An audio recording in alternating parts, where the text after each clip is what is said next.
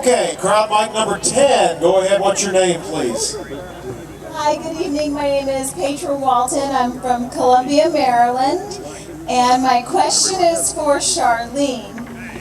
Given Lucy's relationship with Ray in the first season, how did Lucy react in season 4 when she found out Ray was her uncle? Steve, you need to come here and take this with me.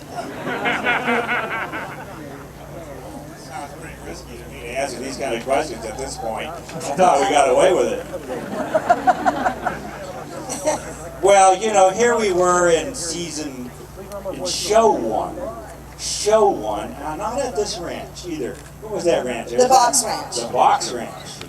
And we're up in the hayloft. And then it was my very first scene. Was it your very first scene? Charlene is 17 years old. I'm going, wait until my mother sees this on film. And we do this rehearsal before lunch. And it was freezing cold, remember? It was like freezing cold. That was a pretty hot scene. I was freezing. Oh, okay, we're going to break for lunch now. And we go down there, and then at lunch, the director, Robert Day. Oh. Bob Day says, Steve, I wonder if you could get Charlene to just be a little more careful about the way she's kissing you. We can't see her tongue on television. And I said, well, Bob, you're the director. You tell her. I don't want her to be mad at me. And he says, no, you're the actor. You have to tell her. And I said, never did, I did, no. No. I told Charlie. She says, oh, okay, no problem. But that was a great beginning, and we remember those days so fondly. Years later, when Ray was discovered that he was an illegitimate heir to some Ewings, some time had gone by, and they hoped you would all forget. But obviously you haven't, thank God. But thanks so much. Been great to be at least a part of Ewing, sharing the fortune. Who's next? Let's go to crowd mic number 11. What is your name, please? Hi, my name is Phil from Chicago. My question, actually it's a request. It's for Audrey, better known as Afton. You sang in a couple of the shows, and I never actually heard an entire song. Usually it was like, a couple of lines before or after commercial. So if you could sing like a song, that would be great. Did you hear that? He wants you to sing. Sing. I wrote all those songs. I can barely remember them right now because you only heard half of them. I'm coming to get you. Do you remember that one? I can't remember the words. Steal me away. I can't remember the rest of it. Oh, there's one, The Liar and the Fool. That was, and you know, I wrote those really and truly because the character inspired me to write them. And I wrote one called The Liar and the Fool, about having to lead this secret life with JR as my secret lover. And then I wrote another one called Don't Say You Love Me, which was about, all inspired by Afton. And you know what's really funny is that tonight, I honestly had no idea that so many of you remembered these songs. And as I was talking to a lot of you as we were walking around earlier, so many of you had asked me about it. I honestly, truly, I just said to my mom, I should really, with all the albums I've ever done, I've never done one of the songs I sang on Dallas, and I'm going to do one.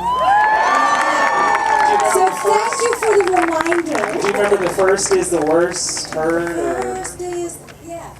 I'll remember it before the evening's up, okay? Thank you. Something about blind love or something. I can't remember it right now. Okay, you sing. No, but thanks a lot. Isn't this great? Isn't this fun? Would y'all like to do a few more? All right, I think we have time to do that. Now, are we back at crowd mic number 1? Crowd mic number 1, what's your name? Would you like to ask a question? Well, sure. Tell us where you're from. Hi. Well, my name is Philip. I'm from Spain. I flew yesterday and I'm flying back tomorrow.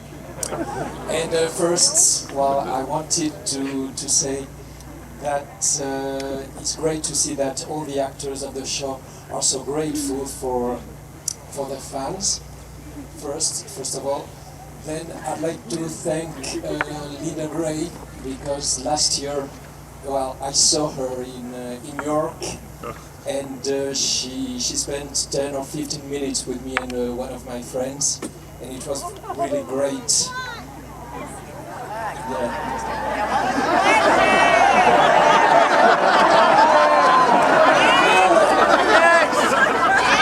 Take advantage of my poor English, please. She was really nice to spend some moments with us, and it's great to see that all the actors of the show are grateful with their fans. So the question will be for Patrick Duffy. I saw him in art some years ago. I'm not spending 10 minutes with you, I'll tell you that. I'd like to, I'd like Sherry J. Wilson not to listen to the question. I'd like to know who was the real love of Bobby, April or Pam? And thank you all. The real love of your life. The real love of my life is my real wife. There you go, Carmen. I know. He said, Bob, he's like a lawyer down here. It's like, oh my God, do you keep track of how many minutes you spend with her? You want me to answer a question like that? Well, let me see. Who's here? Let me see. I wasn't married to you, or you, or you, or you, or you. There's my favorite. Well, the reason that she's my favorite now is that we never got to experience the longevity of our relationship. Because she was gunned down by a bunch of machine gunners on a rooftop in Paris. But it's a question you can't answer. One relationship was over, another relationship began. They were both my favorite at the time they were. The same as you with Linda for 10 minutes was probably a great, wonderful moment in your life. No, he said it was 15 minutes, thank you very much. Yeah, well, for him it was 15 minutes. But it's an unfair question only because, you know, I'm paid to love whoever they say I'm in love with at the moment. You're supposed to be dead. So are you. All a dream. Coming back in the shower. I did actually, quite honestly though, I was sorry that storyline involved the death of April, because I thought we had a very interesting relationship and it would have gone on for years, but Leonard decided to offer and move on. So I'm sorry, but she's cool. She's definitely very cool. And if you could spend 10 minutes with her, it would be equal to the 10 minutes.